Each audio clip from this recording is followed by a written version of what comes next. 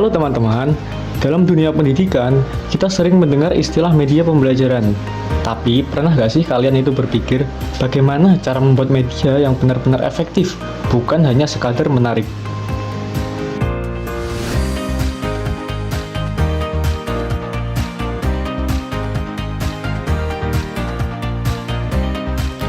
Betul sekali, banyak media pembelajaran yang terlihat bagus secara visual, tapi belum tentu sesuai dengan tujuan pembelajaran.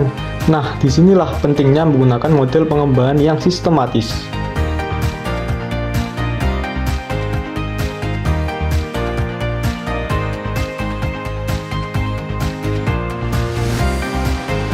Salah satu model yang sering digunakan oleh para ahli pendidikan adalah model Dick and Carey. Model ini dikenal sebagai model yang sangat terstruktur dan lengkap.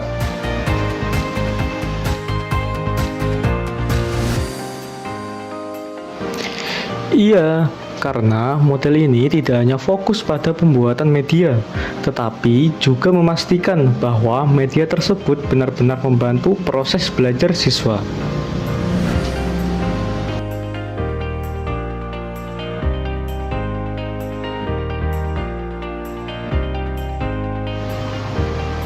Sebenarnya, apa sih model Dick and Carey itu?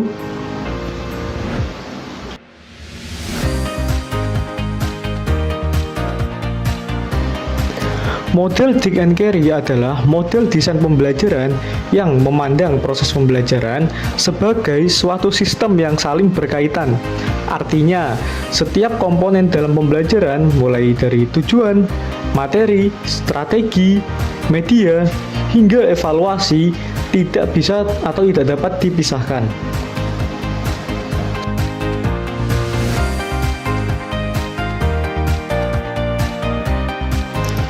Jadi, bukan hanya sekadar buat media lalu selesai.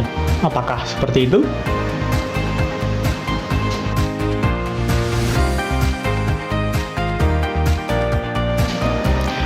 Betul. Dalam model ini, kita harus berpikir secara menyeluruh. Misalnya, jika tujuan pembelajaran kita berubah, maka media yang digunakan juga harus menyesuaikan.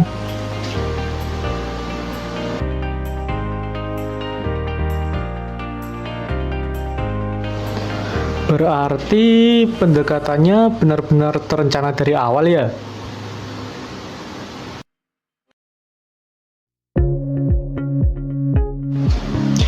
Iya, model ini membantu kita menghindari kesalahan umum, seperti membuat media yang menarik, tapi tidak sesuai dengan kebutuhan siswa.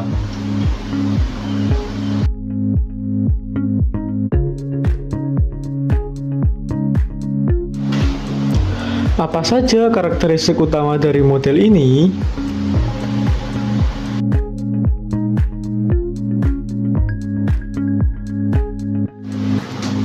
Ada beberapa karakteristik penting. Pertama, bersifat sistematis. Artinya, setiap langkah dilakukan secara beruntun dan tidak bisa dilewati begitu saja.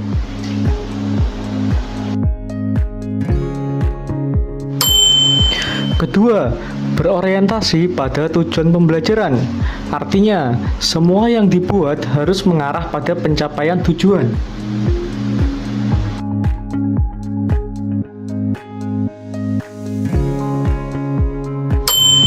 Ketiga, menggunakan evaluasi sebagai bagian penting. Artinya, evaluasi tidak hanya di akhir, tetapi juga selama proses berlangsung atau biasa disebut evaluasi formatif.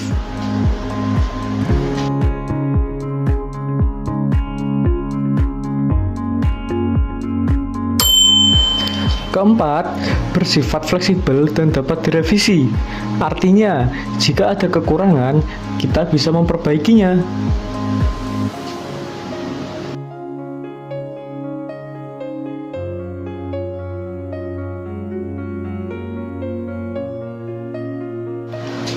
Berarti prosesnya tidak kaku ya?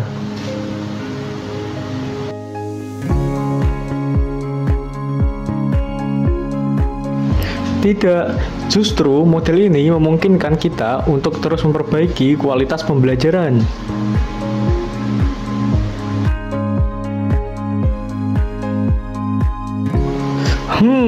Menarik. Jadi, bukan hanya sekali buat lalu selesai gitu saja, tapi terus dikembangkan.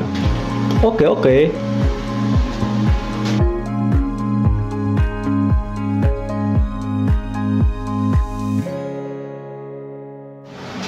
Sekarang, kita masuk ke bagian inti, yaitu langkah-langkah dalam model Dick and Carry.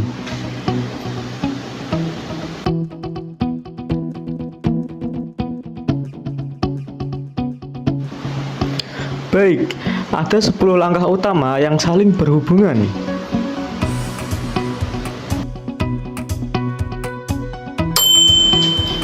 Yang pertama, identifikasi tujuan pembelajaran, yaitu menentukan kompetensi apa yang ingin dicapai siswa.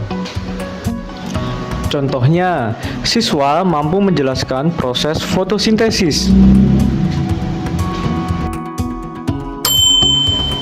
Kedua, analisis pembelajaran, yaitu menguraikan materi menjadi bagian-bagian kecil.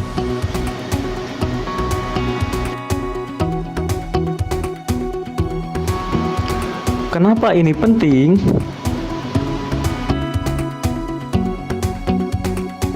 Agar kita tahu langkah-langkah yang harus dipelajari siswa secara bertahap.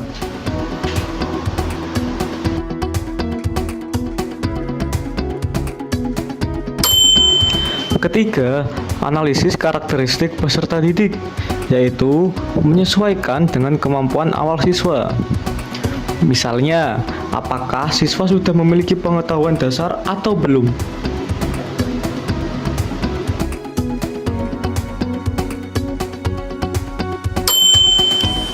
Keempat, merumuskan tujuan khusus.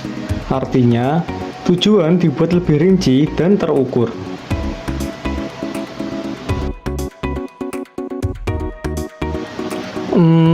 Seperti menggunakan kata kerja operasional kah?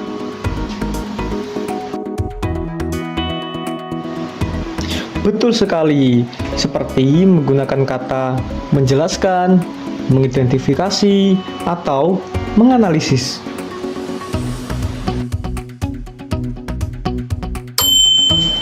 Kelima, mengembangkan instrumen evaluasi, yaitu menyusun alat ukur seperti soal atau kuis.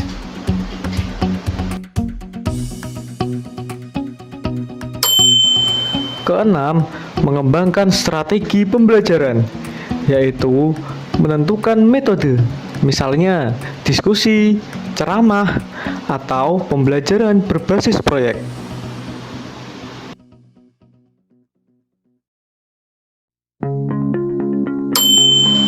Ketujuh, mengembangkan dan memilih media, yaitu membuat media seperti video, animasi, atau modul.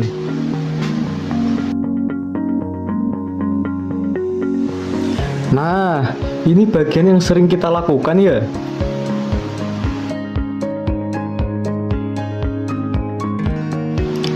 Iyap, tapi harus berdasarkan langkah sebelumnya ya, bukan asal membuat.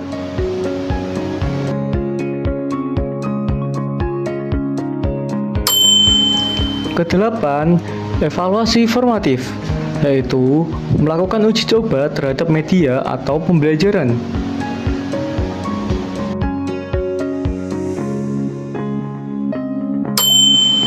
Kesembilan, revisi pembelajaran, yaitu memperbaiki kekurangan berdasarkan hasil evaluasi tadi.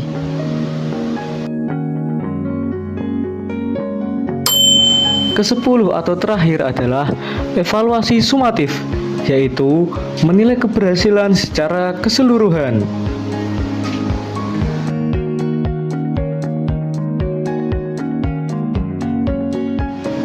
Wah, ternyata cukup panjang ya prosesnya.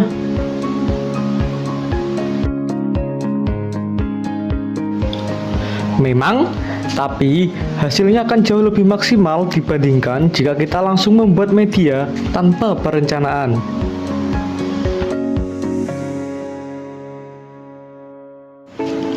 Supaya lebih jelas, bisakah kasih contoh penerapan nyata?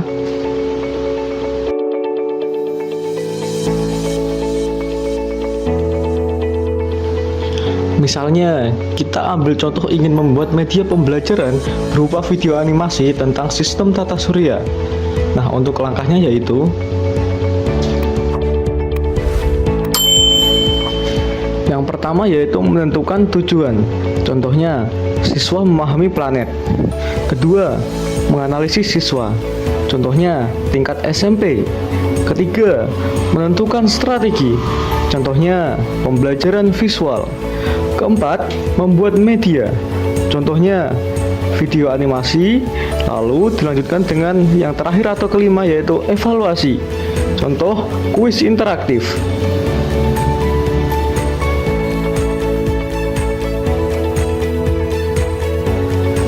Jadi, semua proses itu saling terhubung ya.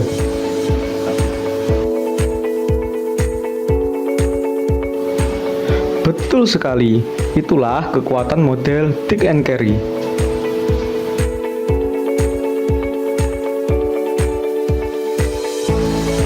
Oke teman-teman, dari pembahasan tadi kita bisa melihat bahwa model Think and Carry membantu kita merancang pembelajaran secara lebih terstruktur.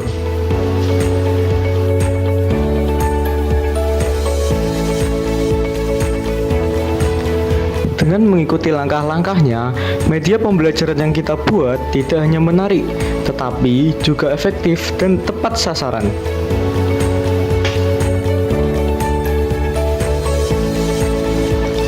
Semoga penjelasan ini bermanfaat. Terima kasih dan sampai jumpa. Bye-bye.